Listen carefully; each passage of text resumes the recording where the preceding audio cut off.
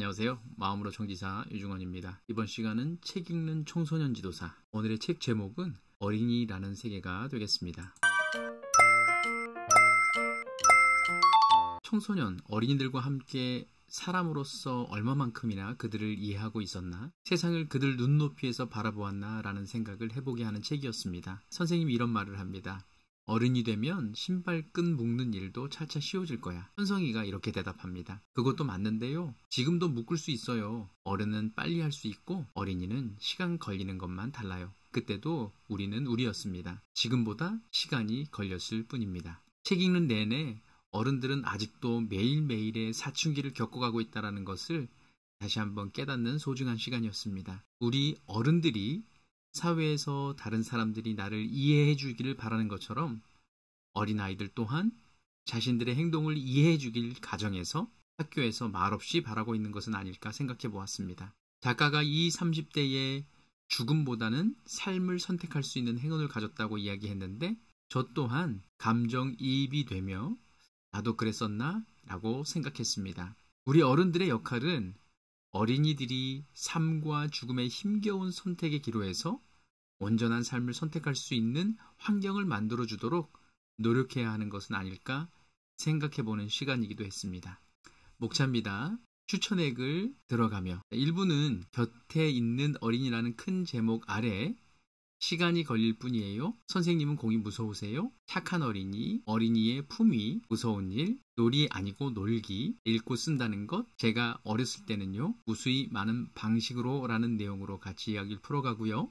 2부는 어린이와 나라는 큰 제목으로 가장 외로운 어린이를 기준으로 한 지붕 아래 사는 친구, 마음속의 선생님, 어린이의 편식, 어른의 편식, 선배님 말씀, 위로가 됐어요. 사랑이라고 해도 될까? 삶을 선택한다는 것, 양말 찾아가세요. 남의 집, 어른이라는 내용으로 이야기를 풀어가겠습니다. 마지막 3부에서는요. 세상 속의 어린이라는 큰 제목으로 저 오늘 생일이다요. 한 명은 작아도 한 명. 쉬운 문제, 어린이가 있다. 오해, 어린이는 정치적인 존재. 내가 바라는 어린이날, 길잡이라는 내용으로 같이 이야기를 풀어가도록 하겠습니다.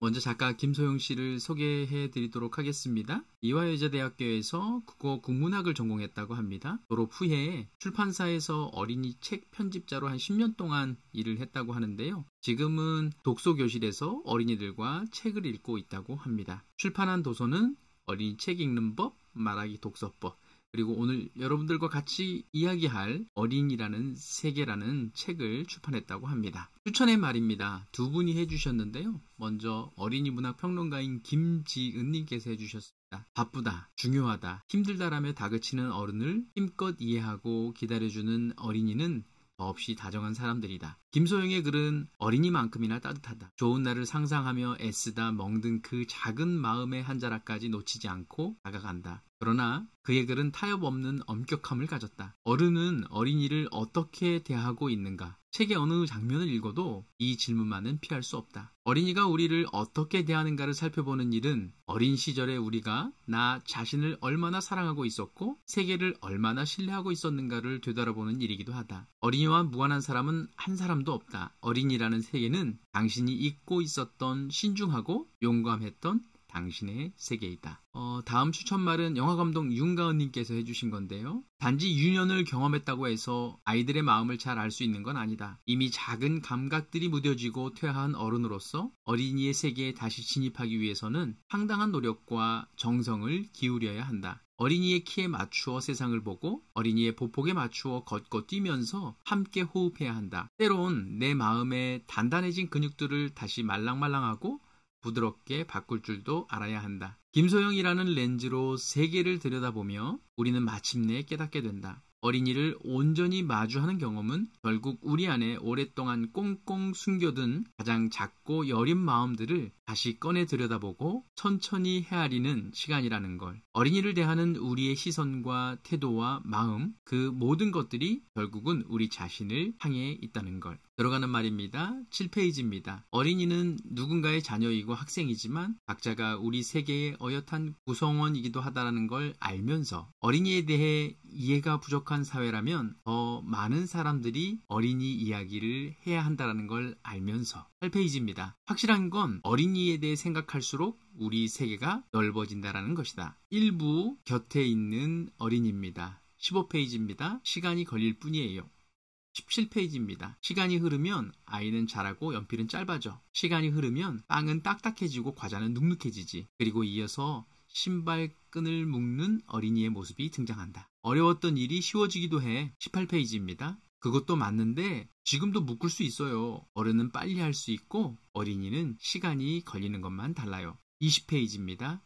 어린이와 어른은 함께 자랄 수 있다. 22페이지입니다. 선생님은 공이 무서우세요? 24페이지입니다. 누구 얘기든 이런 모험은 언제나 흥미진진하다. 자기가 주인공인 이야기를 들려주는 어린이의 더없이 진지한 태도 때문이다. 24페이지입니다. 어린이의 부풀리기에는 무시할 수도 웃을 수도 없는 매력이 있다. 어린이는 허세를 부리면서도 자신의 능력을 조금도 의심하지 않는다. 어린이의 허세는 진지하고 낙관적이다. 그래서 멋있다. 어린이의 부풀리기는 하나의 선언이다. 여기까지 잘하겠다고 하는 선언. 30페이지입니다. 착한 어린이.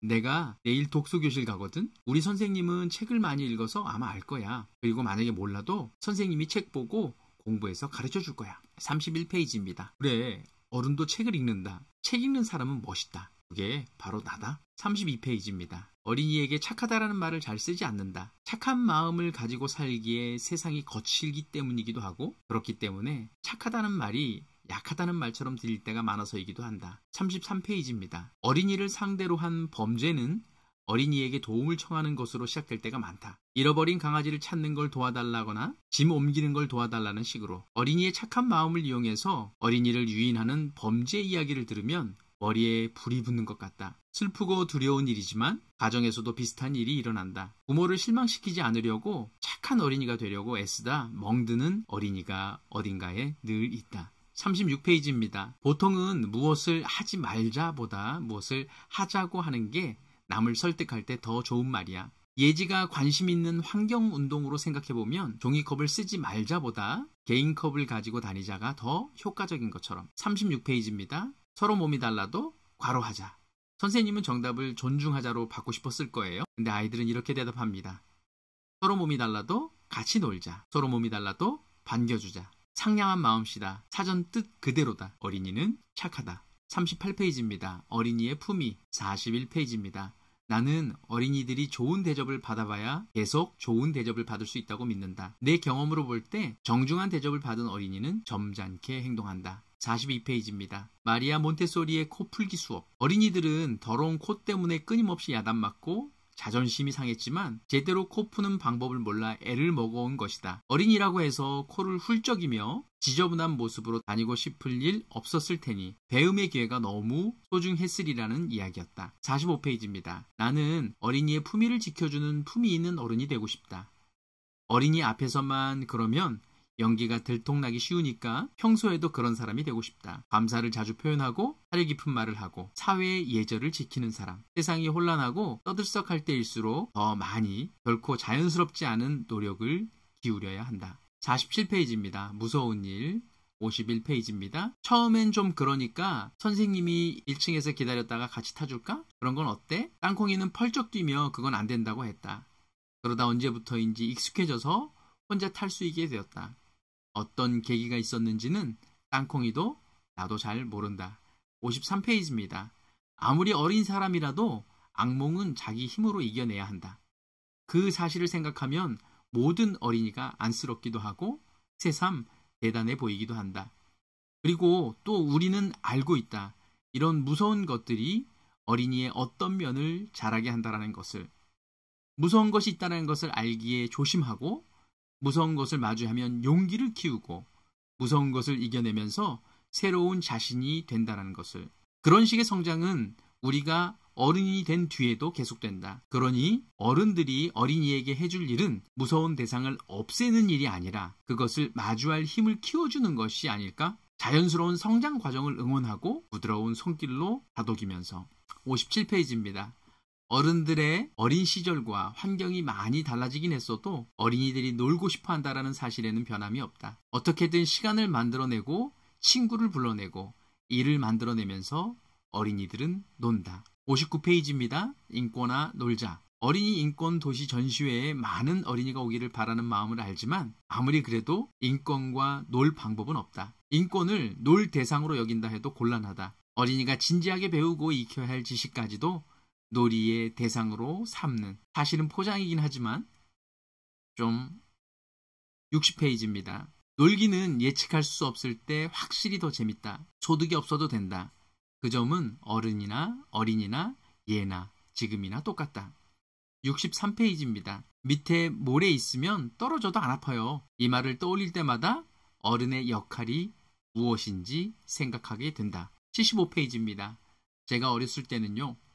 79페이지입니다. 어린이의 학년만 중요시하는 바람에 어린이가 발달시켜야 할 여러 덕목들 중에서 공부에 대한 것만 강조되는 것은 아닐까 나는 의심하고 있다. 어린이들 스스로도 고학년이 되면 새학년이 되는 기대보다 걱정이 많아진다. 중학교에 가기 싫고 다시 아기가 됐으면 좋겠다는 어린이도 종종 만난다. 81페이지입니다. 42살의 좋은 점? 근데 저희 키우는 거 좋긴 하겠지만 좀 힘들 것 같아요. 말도 안 듣고. 맞아. 저는 자식 안 낳을 수도 있어요. 결혼도 안 할 수도 있고 40대는 아직 일도 하고 힘들 것 같아요. 40대는 그 전보다 돈이 많아. 선생님은 20대 때보다 지금이 더 좋아. 왜냐하면 열심히 일해서 돈을 모았거든. 지금까지 살아온 중에 지금이 제일 부자야. 나는 내가 먹고 싶은 것도 다 사 먹을 수 있어. 91페이지입니다. 어린이를 만드는 건 어린이 자신이다. 그리고 자신 안에는 즐거운 추억과 성취뿐 아니라 상처와 흉터도 들어간다. 장점뿐 아니라 단점도 어린이의 것이다. 남과 다른 점뿐만 아니라 남과 비슷한 점도, 심지어 남과 똑같은 점도 어린이 고유의 것이다. 개성을 고유성으로 바꿔 생각하면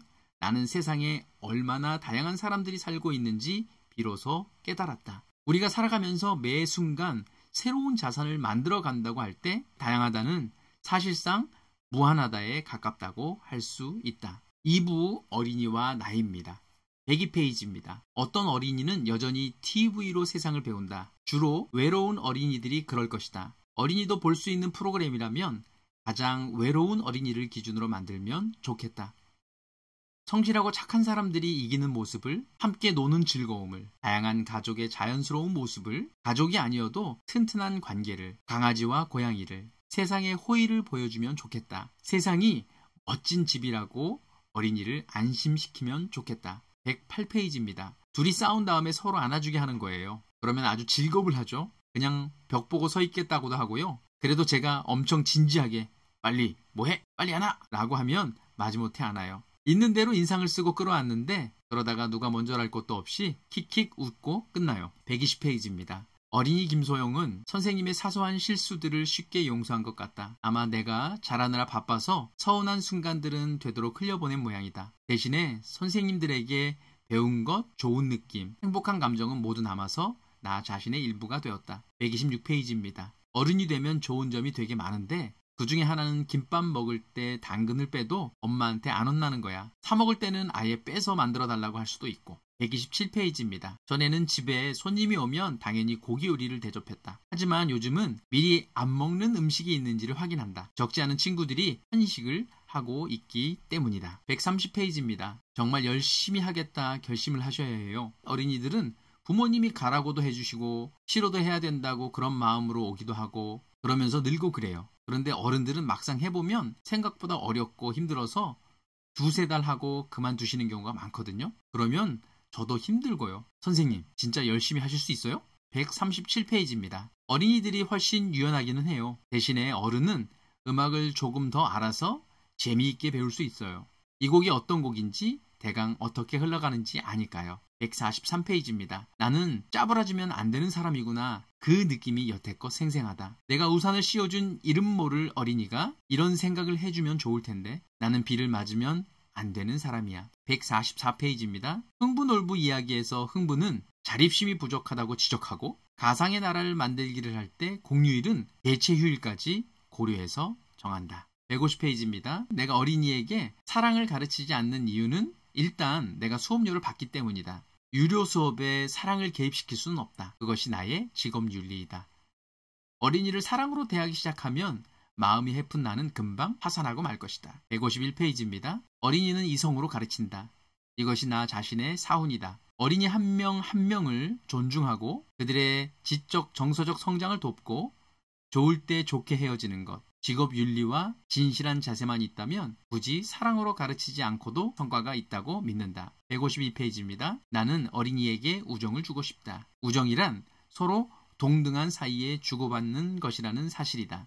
158페이지입니다. 삶을 선택하는 것. 많은 사람들처럼 나도 죽고 싶은 순간이 있었다. 20, 30대의 나는 힘쓸 일, 감정 쓸 일이 많았다. 159페이지입니다. 무딘 사람이 되고 싶었다. 잠자리에 들면서 아침에는 죽어 있었으면 좋겠다고 생각하기도 했다. 그렇지만 죽고 싶다는 건 다른 문제였다. 의지를 가지고 스스로 죽겠다는 것은. 160페이지입니다. 그때는 가족이나 꽃, 추억, 축하처럼 행복에 가까운 단어들을 두려워했다. 보거나 들으면 심장에 가시처럼 박혔기 때문이다. 불행과 관련된 단어들은 아무렇지 않았다. 내가 그 속에 살고 있었으니까. 160페이지입니다. 사람들은 절망에 빠진 사람에게 용기를 내라고 말하는데 그게 그렇게 간단하지가 않다. 적어도 나에게 있어서는 죽음보다 삶이 더 많은 용기를 요구했다. 나는 삶을 선택했다. 162페이지입니다. 가해자가 성장 과정에서 겪은 일을 범행을 정당화하는 데 소비하는 것은 학대 피해 생존자들을 모욕하는 일이다. 162페이지입니다. 가정에서 아이를 학대해서는 안 되는 이유는 아이를 아프게 하고 존엄을 무너뜨리고 상처를 남기기 때문이다. 172페이지입니다. 잃어버릴 것을 걱정해서 좋아하는 물건을 상자에 넣어 모실 수도 없다.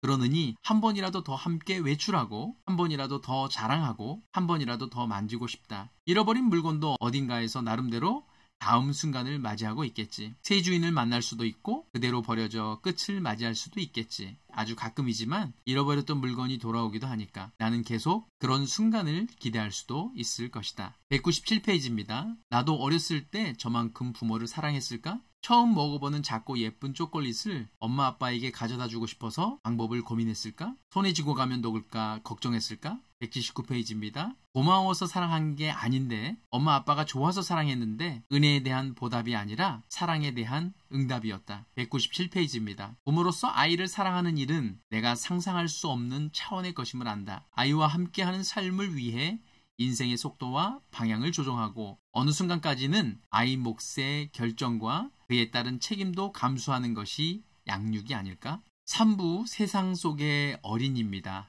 186페이지입니다. 과연 고객인 어린이에게 존댓말을 쓸 것인가 말 것인가? 어린이에게 존댓말을 써야 할 이유는 분명했다. 일단 업무상의 만남이라는 점이다. 나는 일터로서 독서교실을 차렸다. 어린이는 내게 의뢰를 하러 찾아온 사람이다. 적절한 책을 추천하고 잘 읽는 법을 가르쳐 달라는 게 의뢰의 내용이다. 나는 그 일을 하고 보수를 받는다. 한마디로 우리는 서로에게 볼 일이 있는 사이다. 191페이지입니다. 상대에게 맛있는 걸 꼭 먹이겠다는 굳은 의지는 존댓말로는 잘 표현되지 않는다. 그래서 나는 규민이의 먹으세요가 너무 좋다. 191페이지입니다. 존댓말을 한다는 것 자체가 서열을 파악하고 어휘를 고르고 감정을 조정하는 일이다. 경험은 어른보다 적은데 책임은 어른보다 많아져야 한다. 우리 어린이들이 어른들 보아가며 말하느라 참 고생이 많다. 194페이지입니다. 어린이를 존중한다라는 의지가 명확히 표현되는 순간 어른의 여유가 자연스럽게 흘러나오기 때문이다. 그런 것을 진짜 권위라고 해도 좋지 않을까? 서로 존댓말을 쓰는 사회적인 대화를 어린이도 사양하지 않는다. 197페이지입니다. 어린이는 어른보다 작다. 그래서 어른들 눈에 잘 띄지 않는다. 큰 어른과 작은 어린이가 나란히 있다면 어른이 먼저 보일 것이다. 그런데 어린이가 어른 반만 하다고 해서 어른의 반만큼 존재하는 것은 아니다. 어린이가 아무리 작아도 한 명은 한 명이다. 하지만 어른들은 그 사실을 깜빡하는 것 같다. 212페이지입니다. 이제는 기차에서 아기가 울면 아기가 피곤한가 보구나 생각하고 식당에서 아기가 보채면 집에 가고 싶은가 보구나 하고 말했다. 218페이지입니다. 사회가 여성에게 아이를 낳아라 하고 말하면 안 되는 것처럼 우리도 아이를 낳지 말자라고 받아치면 안 된다. 사회가 아이를 가질 자격이 없으니 주지 않겠다고 벌 주듯이 말하면 안 된다. 이 말은 곧 사회가 자격이 있으면 상으로 아이를 줄 수도 있다는 뜻이 되기 때문이다. 인간은 그런 것이 아니다. 어린이는 그런 존재가 아니다. 아이를 낳으면 안 된다라는 말은 애초 의도와는 다르겠지만 그 끝이 결국 아이를 향한다. 아이는 태어나지 말았어야 하는 것이 된다. 219페이지입니다. 약자에게 안전한 세상은 결국 모두에게 안전한 세상이다. 우리 중 누가 언제 약자가 될지 모른다. 우리는 힘을 합쳐야 한다. 나는 그것이 결국 개인을 지키는 일이라고 믿는다. 221페이지입니다. 오해, 목이버섯, 목이버섯. 뭐가? 모과, 드래곤나물, 곤드레 나물, 흑설탕, 흑설탕. 궁금하시면 책을 한번 읽어보시기 바랍니다. 236페이지입니다. 어린이와 정치를 연결하는 게 불편하다면 아마 정치가 어린이에게 보내는 메시지가 떳떳하지 못하기 때문일 것이다. 어른이 보기에도 민망하고 화가 나는 장면들을 어린이들에게 보이기 싫은 것이다. 그런 문제일수록 어린이에게 설명하기도 어렵다. 어린이는 그런 어른들의 모습까지도 볼 것이다. 달아날 것이 없다. 이 봄이 지나고 다시 만났을 때 은규가 쏟아낼 질문들 때문에 벌써부터 긴장된다. 237페이지입니다. 1923년에는요, 어린이날이 5월 1일이었대요. 해방 이후부터 5월 5일로 변경되었다고 합니다. 238페이지입니다. 애초에 어린이를 명명하고 어린이날을 만든 어린이 운동가들은 노동자가 해방되듯이 어린이도 해방되어야 한다고 5월 1일로 어린이날을 정했다고 합니다. 색동회 어린이 운동사에 이런 내용이 있는데요. 어린이를 재래의 윤리적 압박으로부터 해방하여 그들에게 대한 완전한 인격적 예우를 허하게 하라. 239페이지입니다. 어린이날은 어린이가 해방된 존재가 맞는지 점검하는 날이 되어야 한다고 생각한다. 해방된 사람들답게 자유로운지, 안전한지, 평등한지, 권리를 알고 있으며 보장받고 있는지, 어린이와 어른이 함께 점검하고 잘못된 것을 고쳐나가는 날이 되어야 한다고 생각한다. 그러려면 어린이날은 지금보다 훨씬 거창한 하루가 되어야 한다. 242페이지입니다. 행사를 반복하다 보면 지역마다 어린이 회관이 필요하다는 것을 알게 될 것이다. 도서관 강당이나 학교시설도 쓸모는 있지만 나는 어린이 전용 공간이 있었으면 좋겠다. 도서관은 좋은 곳이지만 어린이가 하고자 하는 모든 일이 책과 연관된 곳은 아니다. 학교는 좋은 공공시설이지만 어린이의 일을 모두 교육의 틀에서만 진행할 수 없다. 어린이가 도서관과 학교 외에 어린이 전용 공간을 가지지 못할 이유가 무엇인가? 245페이지입니다. 해마다 3월 15일부터 3월 31일까지 국가적으로 어린이 안전시설 특별 점검 기간으로 삼아 놀이터 등을 완전히 샅샅이 빠짐없이 점검했으면 좋겠다. 245페이지입니다. 온 나라 국민이 힘을 합쳐 점검할 게 또 있다. 어린이 권리교육이다. 나는 어린이날에 맞추어 어린이가 있는 가정은 물론이고 그렇지 않은 가정에도 해마다 UN 아동권리협약이 배포되었으면 좋겠다. 251페이지입니다. 만일 그때 누군가 내게 글쓰기도 수영처럼 연습이 필요한 거야. 누가 알아주지 않아도 돼. 글은 자기만을 위해서 쓸 수도 있어. 그러면 내 생각을 내가 읽을 수 있거든. 너무 힘들면 쉬었다가 다시 써도 돼. 오늘 쓰고 내일 읽어도 돼. 같은 말을 해주었다면 어땠을까? 글쓰기뿐 아니라 삶의 다른 영역에서도 작게나마 영향이 있지 않았을까? 254페이지입니다. 어린이가 가르쳐 주어서 길을 아는 게 아니라 어린이에게 무엇을 어떻게 가르칠지 고심하면서 우리가 갈 길이 정해지는 것이다. 그렇기 때문에 어린이를 가르치고 키우는 일, 즉 교육은 이 세상을 살아가는 우리 모두의 몫이 된다. 가정과 학교는 교육의 출발점일 뿐 결국 책임은 사회가 져야 한다. 그러기 싫어도 사회의 몫으로 돌아오고 만다. 오늘은 어린이라는 세계라는 책을 같이 한번 살펴봤는데요. 오늘 영상이 마음에 드셨다면 구독과 좋아요, 알림 설정 부탁드리겠습니다. 여러분의 소중한 댓글은 마음으로 청소년 지도사가 되기 채널을 지속적으로 운영하는데 큰 힘이 됩니다. 감사합니다.